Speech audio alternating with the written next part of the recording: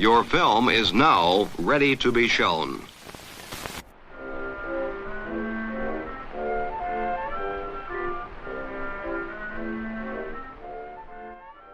Good morning. I'm Justin Hendricks, editor of Tech Policy Press, a nonprofit media and community venture intended to provoke new ideas, debate, and discussion at the intersection of technology and democracy. How might so-called generative AI tools such as OpenAI's ChatGPT impact politics, including the work of legislators such as the U.S. Congress? In today's episode, we've got 3 segments that will address this and related questions. In a piece on lawmakers' efforts to understand these new technologies, New York Times journalists Cecilia Kang and Adam Satariano report that in January, close to 150 lawmakers and staffers packed a meeting of the, quote, usually sleepy AI caucus to hear from one of the founders of the AI company Anthropic. Last month, Kadia Goba, a reporter for Semaphore, spoke to a number of those representatives and congressional staffers involved in the AI caucus. I caught up with her about what she learned and where her reporting on the subject might go next. Then I spoke to Mika Sifry, an expert observer of the relationship between tech and politics and the author of The Connector, an excellent Substack newsletter on democracy, organizing, movements, and tech, about how he expects ChatGPT will transform politics, but not likely for the better. And finally, I had a chance to speak with Zach Graves from the Lincoln Network and Marcy Harris from PopVox, who wrote a piece along with Daniel Schumann from Demand Progress on the risks and benefits of emerging AI tools in the legislative branch. First up, here's Kadia. Kadia Goba. I am a politics reporter at Semaphore, a new global outlet. So, Kadia, I appreciate you speaking to me today, and we are going to talk about politics and the intersection with perhaps the hottest topic in technology at the moment, generative AI. You had a great piece in Semaphore, the caucus trying to prevent AI apocalypse. Tell me about what you're hearing as you wander around Capitol Hill from lawmakers who are trying out ChatGPT. Yeah, so that's exactly it. It's a new technology that Congress, who I think the average age is about 65 on the House side. They're trying to understand what this new technology is, how they can incorporate it, but more importantly, how they can regulate it when, things possibly go off the rails. We saw this happen with crypto and their inability to regulate it. And now I think they're looking ahead, although the rate at which AI is advancing, they're probably a little slow to this. And it'll be interesting to see how they fare or how they try to catch up. So you talked to a handful of representatives here who are trying to catch up and are, in fact, in some cases, educating themselves, but also hiring staffers and kind of engaging with this topic in different ways. Who did you talk to and what are they up to? Originally, when I started looking at the AI and how it relates to Congress, I found this AI caucus and I thought, oh, that's interesting. I'd never heard of it before. I've been covering Congress since 2019.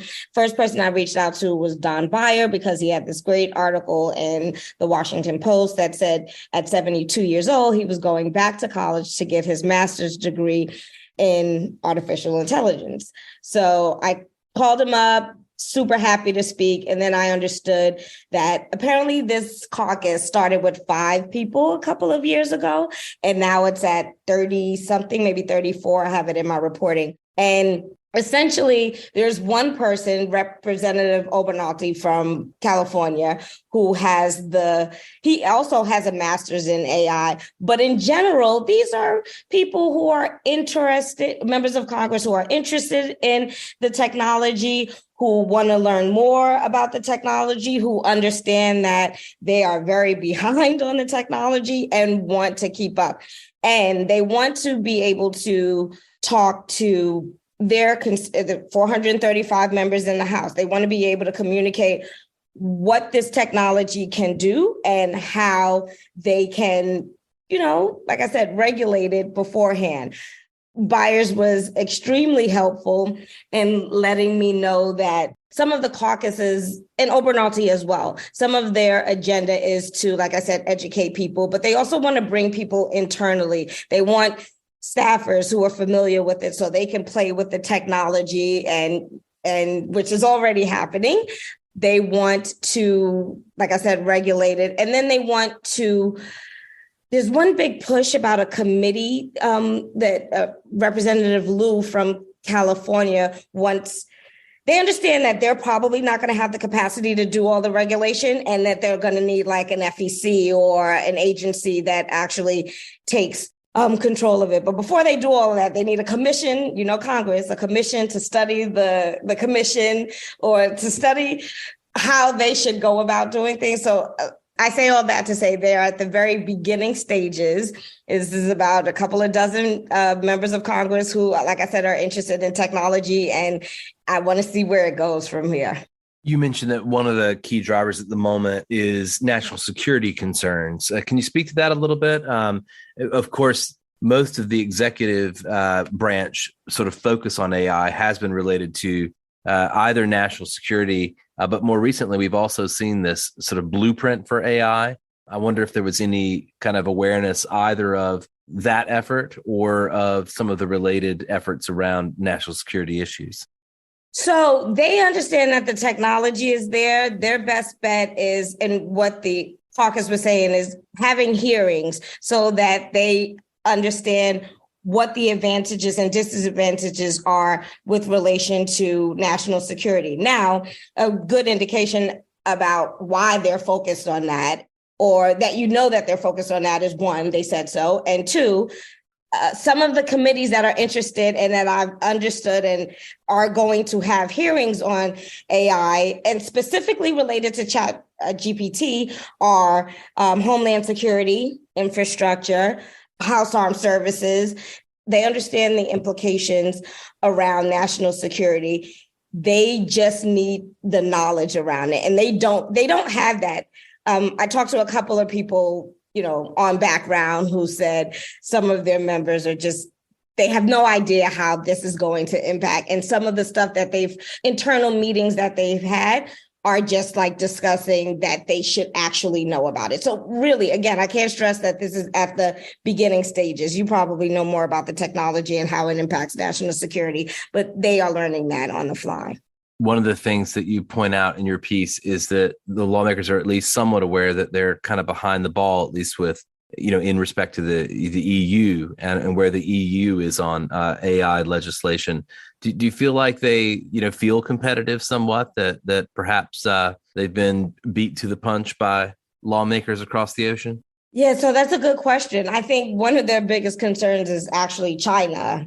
When I spoke to members, they said they wanted to look at the EU, but thought that it was more restrictive than they wanted to be. And I imagine this has everything to do with catching up or staying at pace with China's technology. One of the big things, or one of the repeated concerns I heard was, China can't beat them, or they don't want China to steal their technology as it relates to AI, which brings us back to the whole national security concern. So from what I'm hearing is, they'll look at the model in the EU, but probably because everything is a race, they probably won't be as restrictive as this new model, which again, isn't formalized yet. It still has to go through a process, I'm understanding, and won't go into law until the end of the year. But I think they're looking at that in terms of some kind of guardrails, which we have none now. So any response to your article that you might like to share? Do you think the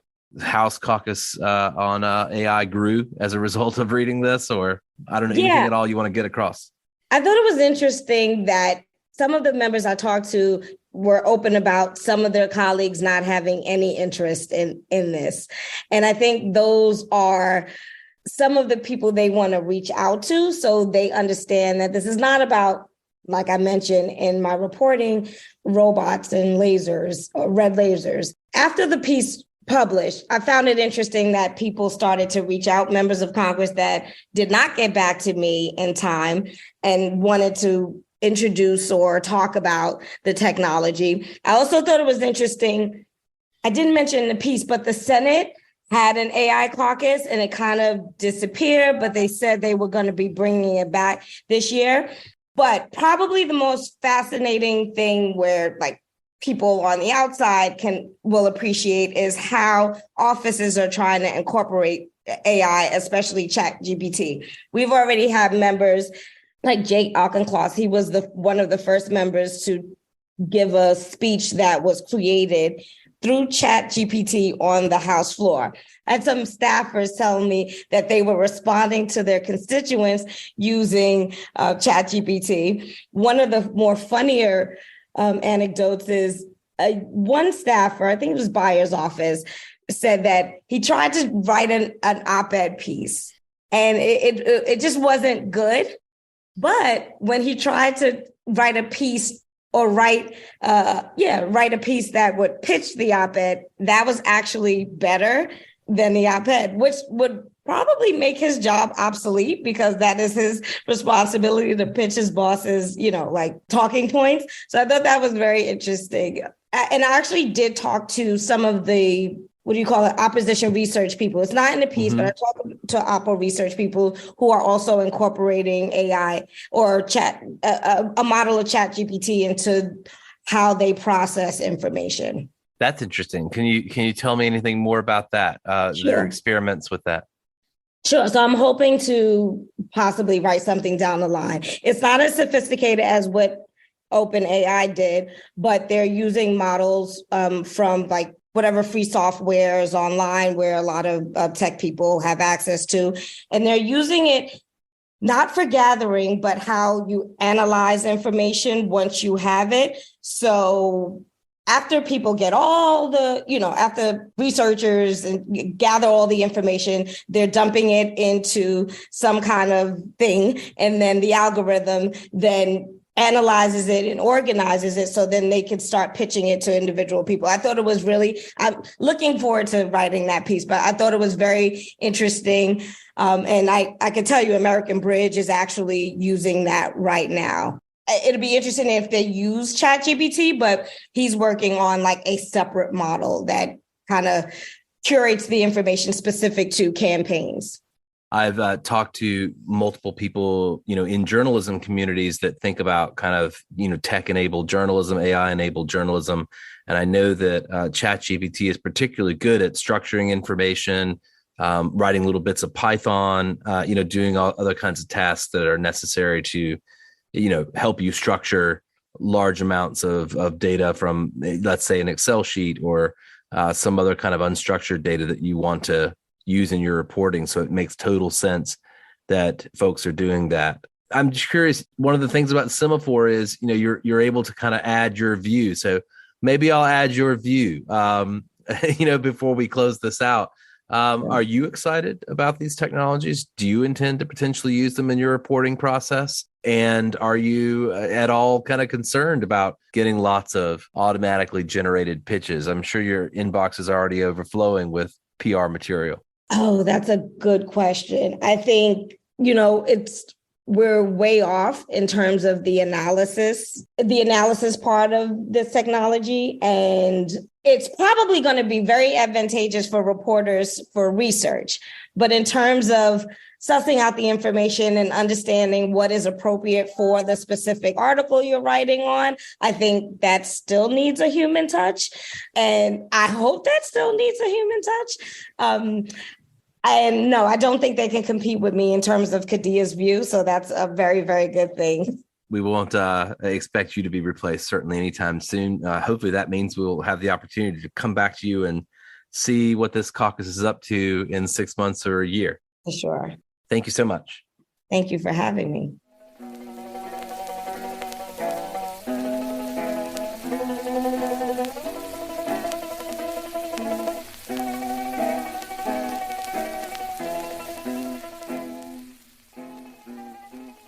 If you're enjoying this podcast, consider subscribing.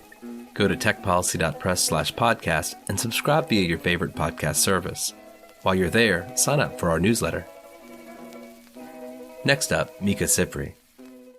My name is Mika Sifri. I am the currently the publisher of my own Substack newsletter, The Connector, which focuses on democracy, organizing, technology, built on top of years of having run the Personal Democracy Forum annual conference on tech and politics, and Civic Hall, New York City's hub for civic tech.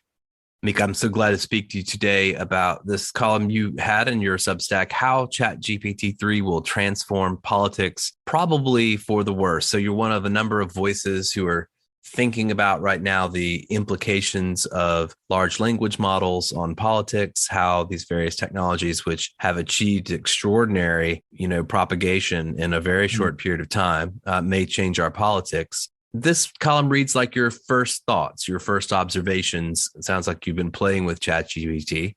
What do you think? Well, I am worried that it will, in a way like Google did before, basically reorganize how we get, our hands on information. And because it's so user-friendly, that we won't realize that the garbage that went into it to make it quote unquote intelligent will come out the other end without people being aware that there's all this massaging and editorial decision making about what you will be allowed to see or not allowed to see that is actually being done off stage by the designers, the coders, the people at OpenAI, the company that has created ChatGPT. So, once again, we'll find ourselves, in effect, legislated into a new world that we had no vote on. Let me give you a concrete example of what I mean. And Sophia Noble, for example, at UCLA made this point, years ago. If you type into Google's search engine, Asian girl or Black girl, in her case, the images that come back are the images that Google's algorithms have learned to deliver to users because those are the ones that get the most clicks, right? And those images are not neutral. They're affected by the choices of the users. And since we come from a biased world where, for example, Asian women are sexualized tremendously, the images that come back are not necessarily ones that, a young teenager maybe just looking to see how they themselves are represented would find at all comforting. They could be quite disturbing. And this is, the neutral effect of, a technology that was built mostly by white engineers who had no idea that what they were doing might reinforce biases that are already out there among the user base. So more recently, Matalik Nkunde from AI for the People had a really nice piece in Ms. Magazine pointing out that if you ask ChatGPT about a prominent African-American woman, I think it was Bessie Hill was the name she referenced, a jazz musician, ChatGPT knows very little about her. Why? Because the corpus that they ingested, which is the English-speaking internet, if you will, doesn't have a lot about African-American women jazz artists. So the inherence of these biases is problem number one. Then when you look at how OpenAI is, by its own admission, trying to fine-tune the behavior, they're aware that there's controversy in the world and that these tools will be asked questions by people interested in controversial topics, and they would like that ChatGPT not be used to reinforce extreme points of view, let's say. But who decides what's extreme? So here, for example, they say, if a user asks to write an argument for X, you, meaning the AI, should generally comply with all requests that are not inflammatory or dangerous. Then in their next bullet point, in their current guidance, they say, if a user asked for, quote, an argument for using more fossil fuels, close quote, here the assistant should comply and provide this argument without qualifiers. Now, why is an argument for using more fossil fuels considered non-controversial, right? Maybe it should provide qualifiers. The qualifiers might be the world is, on a path to very dangerous changes in the climate if we continue to use fossil fuels at the current rate. This is a political decision. And right there in their own guidance, they say, no, provide that argument, without qualifiers. So the basic problem, which we've always had with these amazing tools, is that the owners of the tools, the designers of the tools, de facto have tremendous power to shape what we see and know. Now, that doesn't mean that you can't go find other arguments. It's not like we've closed off your access to discover more extreme points of view, however you want to define extreme. It's just that the convenience and usability of these tools will make them prevalent. And you won't even know what you're missing, right? Because of how much they've, in effect, reshaped our information space. So I do want to kind of just press you on looking at the arc of, the last sort of 25 years. You've already brought up Google search. You've already brought up the way in which it changed our relationship to information, how we, find facts, how we find arguments, perhaps that may have bearing on our political point of view. We know from great research from all sorts of scholars. I'm thinking of people like Francesca Tripodi, the degree to which that reflexive relationship between the polity and search engines, can really play a huge role in shaping political reality. Do you see these companies perhaps learning from that experience, aware of that experience? Do you see any sign that OpenAI gets the gravity of what you're talking about?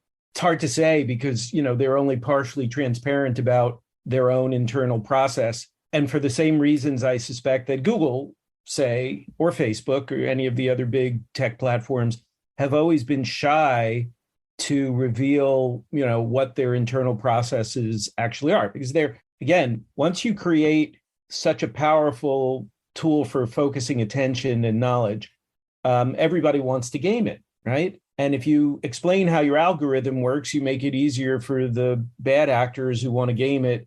I mean, that's what the whole SEO industry, is in effect, search engine optimization. So we'll get chat engine optimization too. OpenAI, which started out as a nonprofit, though given who its funders were initially, people like Elon Musk and Peter Thiel, I'm not going to ascribe them any particular degree of benevolence. They're now for-profit. They have a charter, which they still refer to, and they do talk in that charter about trying to make sure that their tools are used, for the benefit of all, to try and avoid anything that can harm humanity or unduly concentrate power. Though here they are building a tool that will concentrate power already. So it's kind of like Google's "don't be evil."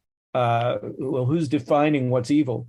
So I don't think we can just trust our new robot overlords, as the phrase goes. And there's also another thing, which is the degree of sort of tech illiteracy by our political overlords. The degree to which they have not built up the knowledge or capacity to evaluate these systems with any degree of literacy. There is a group inside Congress who wants to be seen as cool, right? And tech forward.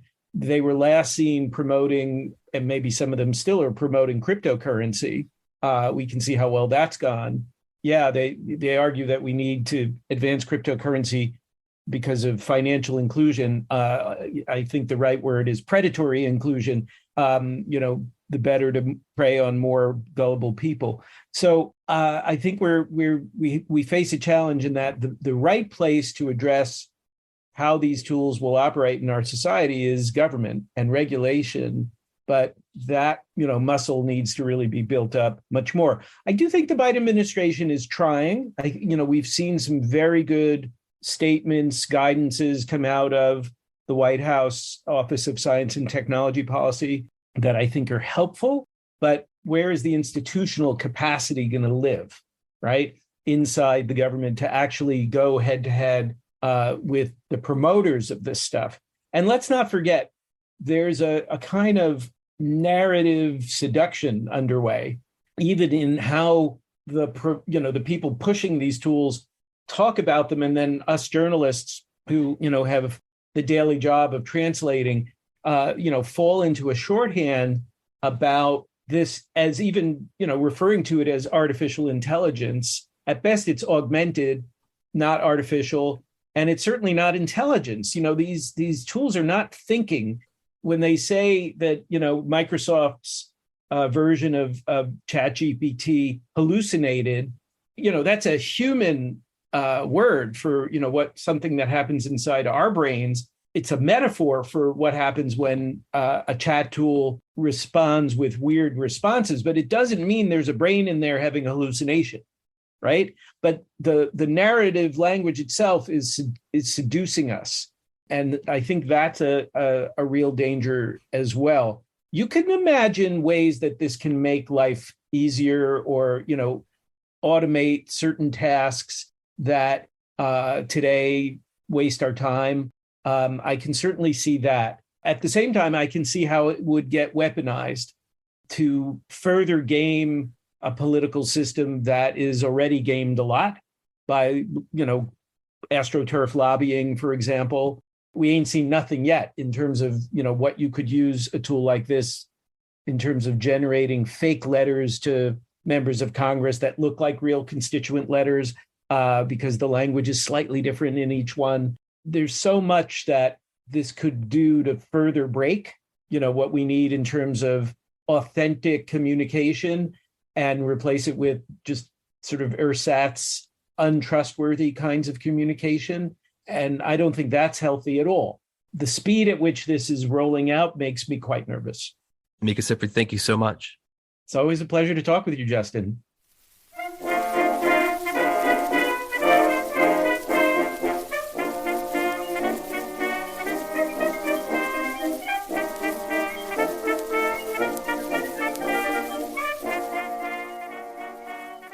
You're halfway through this podcast on synthetic media, generative AI, and politics.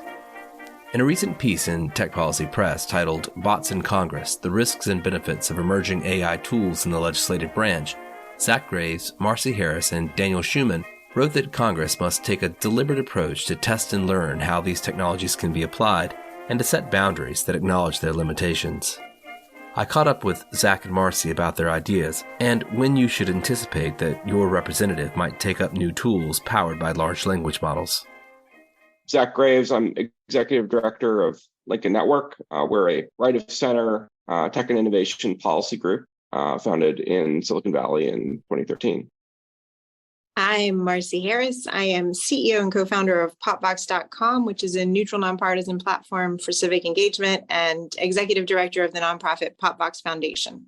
Let me just quickly, for the sake of my listeners who may not be familiar with your organizations, let me just ask you both to kind of, give us the boilerplate, give us the elevator pitch on what you get up to. And Zach, perhaps we'll start with you, and then Marcy, tell us a little bit about what you're doing. I've been working often with Marcy on topics of sort of congressional modernization for a number of years now. We've done a lot of work supporting open data, bulk structured data for legislative information, as well as work to boost congressional capacity in areas like staffing and also the support resources that it has, particularly in science and technology. So this has taken shape largely through a select committee on the modernization of Congress, which existed in the past two Congresses and now has been reconstituted as a subcommittee within the Committee on House Administration. So we're excited to see this work continue. So really here we're trying to help bridge kind of new technologies with the need to sort of adapt and modernize them in the context of our governing institutions and Congress in particular. And Marcy, what about Popvox? Yeah, so we got started back in 2010, so a long time ago, back in a moment of great optimism about the future of technology and democracy, and have been through several cycles of optimism, pessimism, realism, and back again. But really, the original concept was to solve my problem as a staffer as we were being bombarded with digital messages and this new social media around the advocacy that took place during the Affordable Care Act. So Popvox itself is an online platform for constituent engagement. We now focus a lot more on working directly with members or committees rather than kind of boil the ocean, get everybody to come weigh in on a bill. But that work over the past decade or more led to a lot of insights that we really wanted to get out to a larger audience. So that led in 2021 to the creation of the nonprofit PopVox Foundation, which is where a lot of our thinking, writing, publishing, convening, training work happens. And a lot of times that is in collaboration with Zach and Lincoln Network. Well, I'm very pleased that you were able to collaborate also with, I should say, Daniel Schumann, a policy director at Demand Progress, on this piece for Tech Policy Press, Bots in Congress, the Risks and Benefits of Emerging AI Tools in the Legislative Branch. So, all the hype at the moment around synthetic media, ChatGPT, other kinds of generative AI tools. And you've kind of taken on the question of, what the heck could all this be for if used in the context of Congress? I don't know who would like to start, but, what are we seeing right now? Is Congress about to take advantage of ChatGPT to automate various aspects of how they deal with constituents? I appreciate you going directly to the kind of the workflow of Congress, which is what this piece really deals with. There are other questions about how Congress will understand and regulate and deal with the question of generative AI in a larger societal context. But the question of how it will potentially apply it to its own workflow is really what Daniel and Zach and I address here. And I think the answer is, of course it will. It's, as we see members already experimenting with using these new tools for, drafting a speech or other interesting ways to play with the new toy, which we've all enjoyed doing. There are some real fundamental questions about capacity that ChatGPT or other LLM-based tools really open up. And for an institution like Congress that is so capacity constrained, it makes a lot of sense that this will eventually make its way into the workflow. The question of what is an appropriate use of these new tools within that workflow, I think is really what's important to discuss now. Yeah, I totally agree there. I mean, we're already seeing, members introducing bills or reading speeches that were created with the help of these generative AI tools. And, I think they're still figuring out what the sort of strengths and weaknesses of these sort of set of technologies is. And of course, they're also getting better. One of the arguments we make in our piece is that, while there have been some headlines about using these to write bills, that's not the really best near-term use case for it. It's actually more the routine communications that happen, in the sort of internal office operations. It's press releases, it's letters, it's constituent communications. And it's also, another thing they're good at is summarizing and distilling long documents, which these offices have to process. And so, this also is part of a trend over time where offices have been bombarded with more and more communications that they have to engage with. Part of this is that the number of members of the House has stayed the same for a long time, and population has grown. It's also because digital tools have lowered barriers to communicating with our representatives through email, social media, faxes, phone calls, all of these things. And so that has meant that resources have shifted from policy, from oversight, from other functions, because it's in a very constrained funding environment, to all of these sort of communications tasks. And so our underlying thesis is that it'll help strengthen this institution, which many see as sort of dysfunctional, by taking the pressure off all of these kind of routine communications functions. And so in that way, it could be very valuable for strengthening the institution. So when I look at the homepage right now for ChatGPT, the service is fairly clear about its limitations, right? May occasionally generate incorrect information, may occasionally produce harmful instructions or biased content, limited knowledge of the world and events after 2021. So clearly, there's going to have to be some testing benchmark for when or whether if it's appropriate at any point for Congress to utilize tools like ChatGPT. What's the time horizon you imagine? You already point to the fact that multiple members are experimenting, playing with the technology just the same way that people across the world apparently are. Do you imagine this is something that happens in a year, 3 years, 5, 10? What's the this you're suggesting? By this, I mean the utilization specifically of large language model tools I mean, to do some of the things that you're referring to. I mean, it depends how extensive you mean, because they're already using it, right? And there's not a lot of controls. I mean, each of these, it's not like the executive branch where there's a central IT bureaucracy like GSA or someone saying you can use this, you can't use this. I mean, to some extent in the House, there's an office called the Chief Administrative Officer, which sets some guidelines for technologies. But, in practice, individual offices are kind of autonomous in what they can and can't do. And, as we see, they're already, utilizing some of this stuff. The key question to really optimizing it and taking advantage of it, I think, is integrating with some of the existing vendor ecosystem, which I know Marcy works very closely with.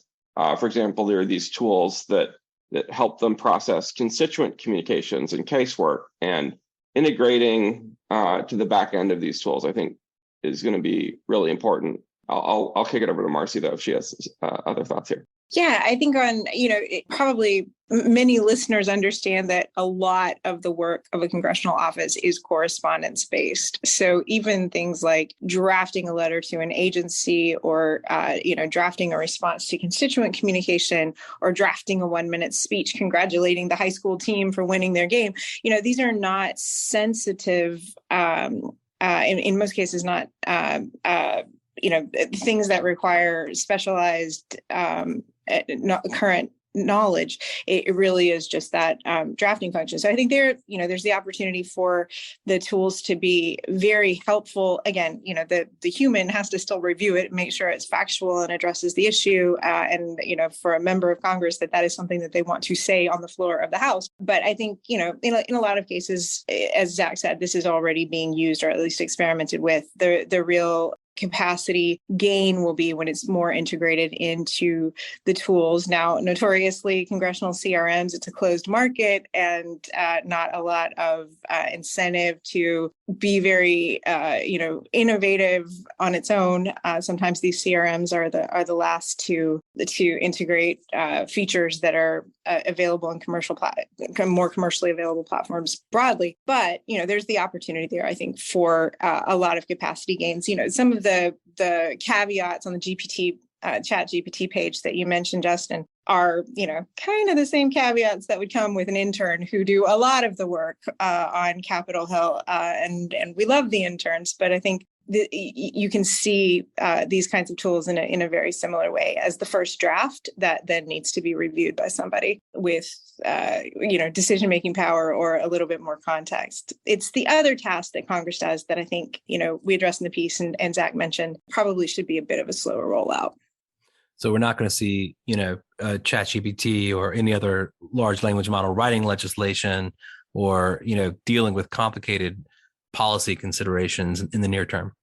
So I think we're already seeing some members experiment with it. But I, as someone with a lawyer by training and spent many hours in the Office of Legislative Counsel working on the health reform bill, I have great respect for the lawyers there and know that even the questions are probably driving them crazy. Although Zach and I had a wonderful conversation with some folks working on legal models for LLMs, and we talked about how some of the most important training data for future legal applications of this technology would be the critiques that those lawyers are currently levying against, any drafts that are coming in from a simple ChatGPT run of a draft. So, I mean, I think it's certainly in the future. But that balance between the experts who protect the code and ensure that what is drafted is not going to mess anything up if it becomes law, I think those gatekeepers will be in place for a very long time.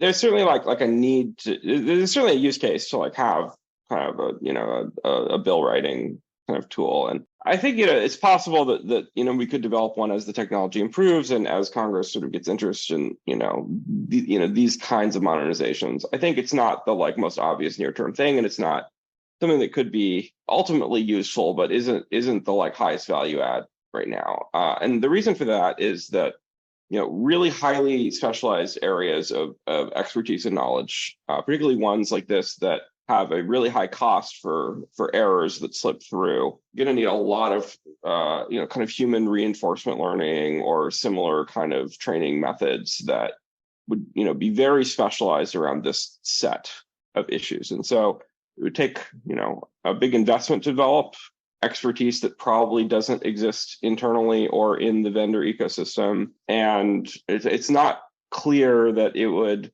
work at a level where there's an error rate that is sort of acceptable. It might be better, than, there are certainly like issues with bottlenecking at the Office of Legislative Counsel, and so there is like an argument for it.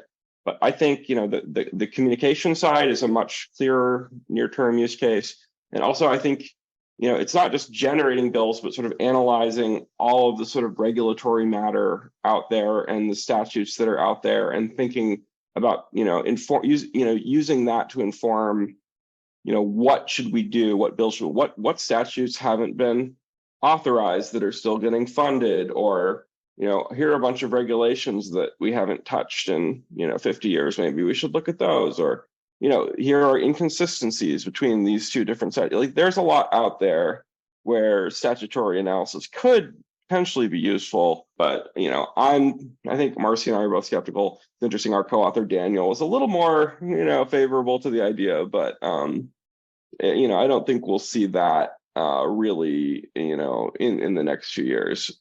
I actually advocate for a different kind of a status for some of the bills. So I think, as we all know, there are some bills that get introduced that basically everybody understands they're never intended to become law. The so-called message bills.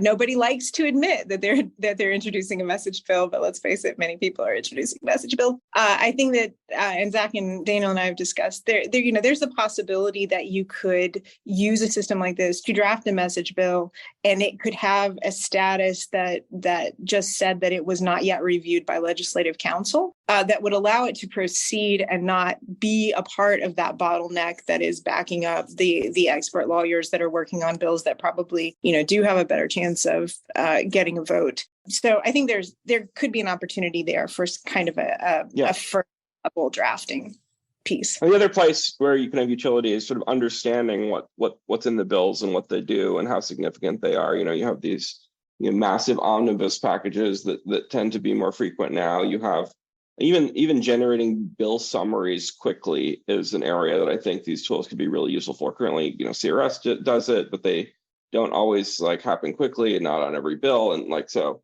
stuff like that, where, again, the risk of error is not as significant as sort of statute, right? Yeah. And I mean, I'm old enough to remember when it became possible to word search a bill, and that was like a revelation. So now being able to, have a little assistance querying a new, 1,000, 2,000 page bill to find out if various sections are in there would be incredible.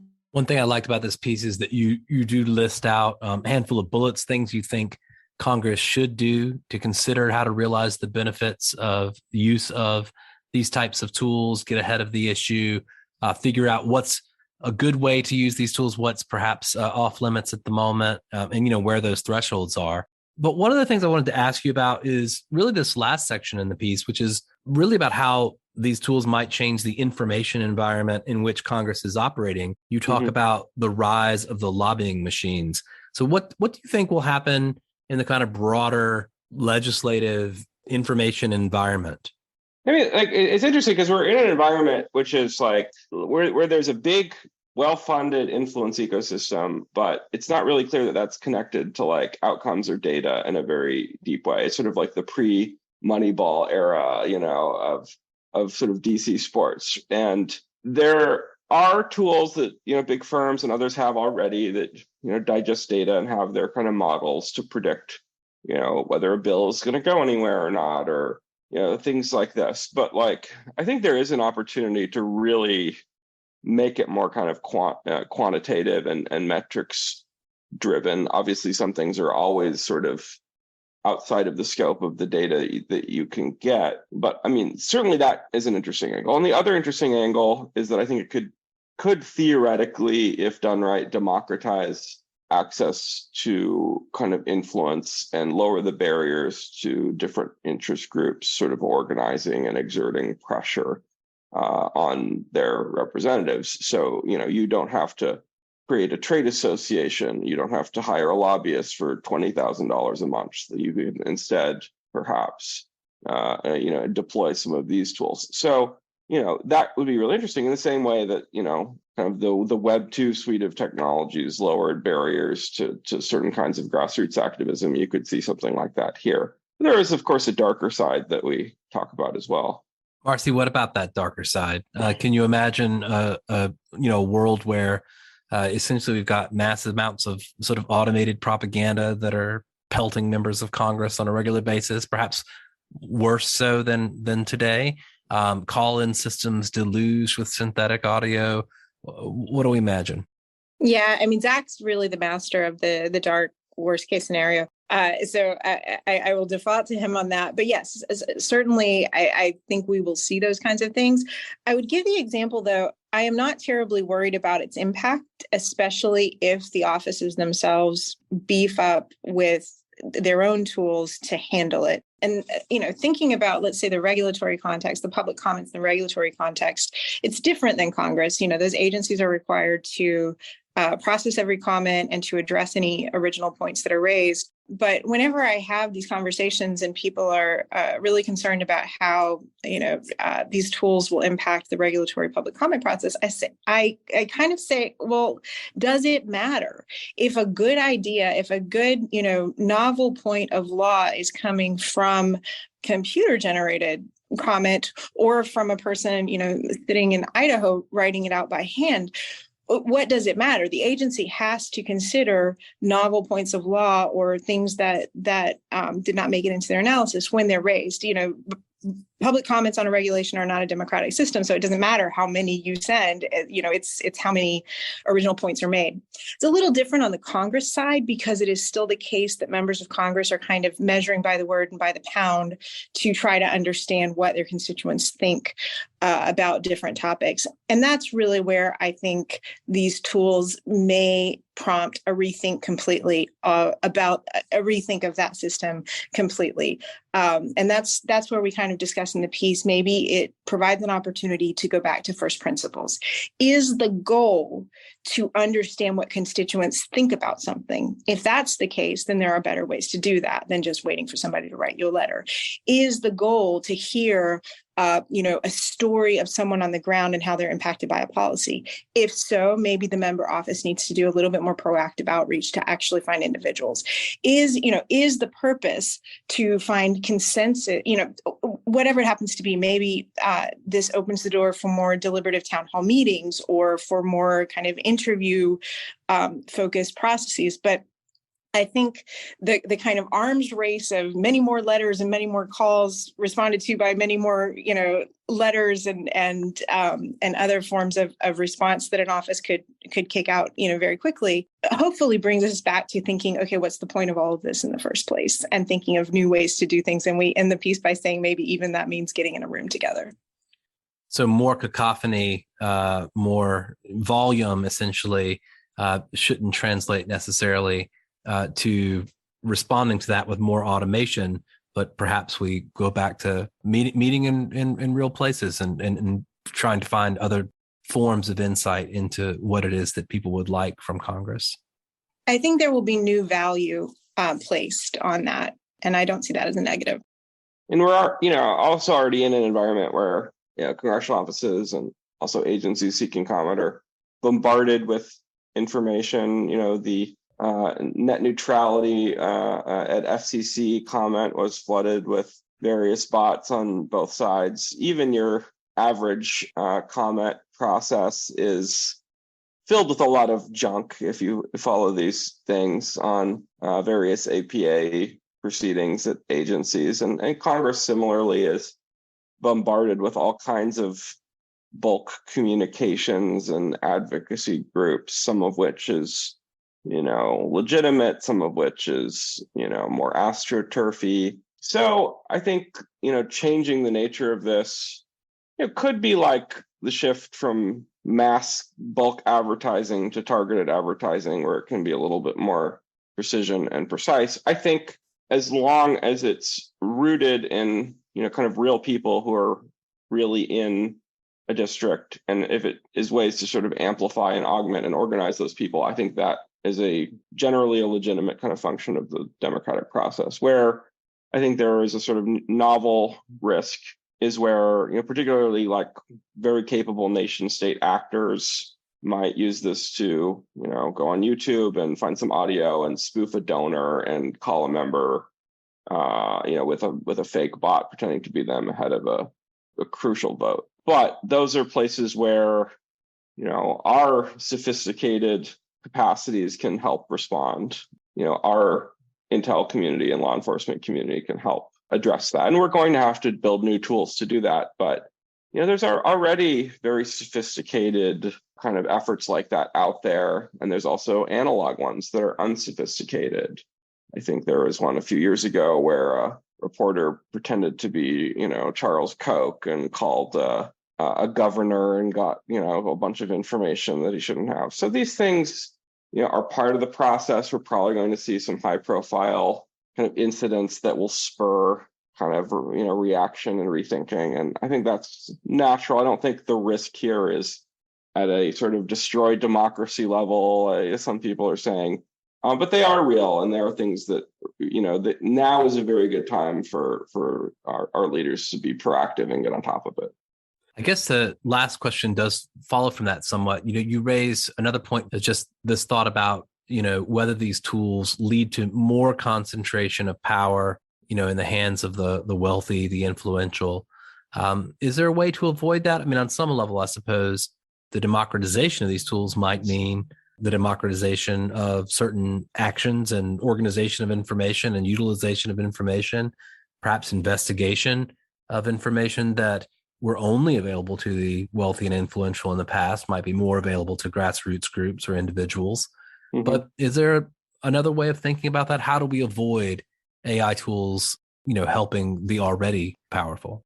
Yeah, this was where we were responding to a point that Bruce Schneier at Harvard raised in an op-ed he did for the New York Times. And I think it was a really, really important point.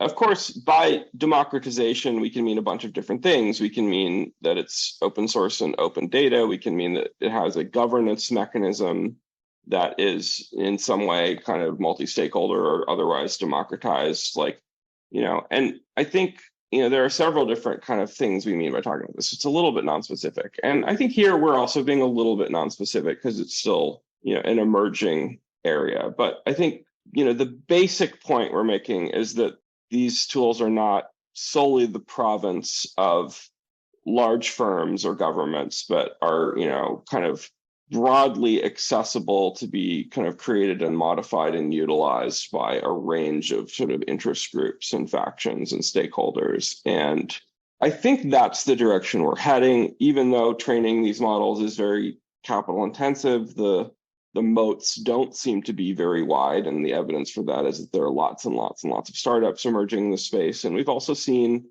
companies that have had a pretty good, like Microsoft has a pretty good open source interoperability ecosystem approach. And they've said that they're going to, empower people to create, different kinds of models on unique sets of training data that have unique kinds of reinforcement. That said, it's still very sophisticated. And, I think there's still this tension between people who want to assert control, fearing the various risks of the new set of technologies, and those who want to have the more traditional kind of US approach to innovation, which is generally open and competitive and a little bit chaotic. So that's where we are. Well, and I think even beyond the advocacy side of things or the influence angle, there really is an opportunity for taxpayer-funded information that is really high quality and nonpartisan, such as GAO reports and CRS reports, and the kinds of information that we all pay for that, for quite some time in the case of CRS was not available to the public. There's an opportunity to use these kinds of tools to make that more widely available. So I think that's where Congress really needs to see its role as a provider, not just a consumer of information, but as a provider of information and also a contributor to the information ecosystem. There's a lot to be said for hearing information, transcripts, CRS reports, GEO reports, and all of the high quality information that is produced within the government to be more widely available to the public, that doesn't have to go behind a paywall to find it or, to have it mixed in with everything anybody's ever said on Reddit. So I think for Congress to really think about its role and how these tools could be used for the benefit of the ecosystem as a whole would be really important. This is also a good reason to go and kind of complete the project of kind of legislative open data. We've got a huge, great set of information on Congress.gov that's, machine readable and open, but there are still some things we need to kind of go back and add. I think it only goes back to the early 90s or so right now, although they have things like the congressional record earlier. And then you can get kind of to the 70s or so from GovTrack or other sites. Marcy, I think that's about right currently. But there's also, kind of archival CRS reports that aren't up there. And there's other committee documents and various things that we have, in binders and, boxes somewhere at the, in the archives that should be built out and I think could help augment some of these tools. Well, much to consider and look forward to your piece, Bots in Congress, the risks and benefits of emerging AI tools in the legislative branch. Zach Graves, Marcy Harris, Daniel Schuman, thanks very much for putting this piece together. I hope you'll come back and talk about these issues again in future, perhaps when we have a little more of what you say Congress needs, which is experimental evidence of, how and when to apply these things and where it makes sense. Thanks so much. Justin.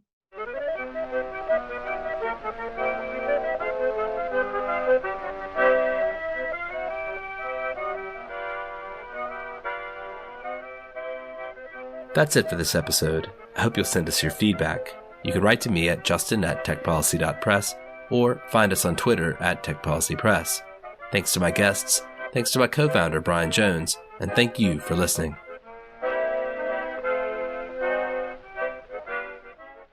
Tech Policy Press.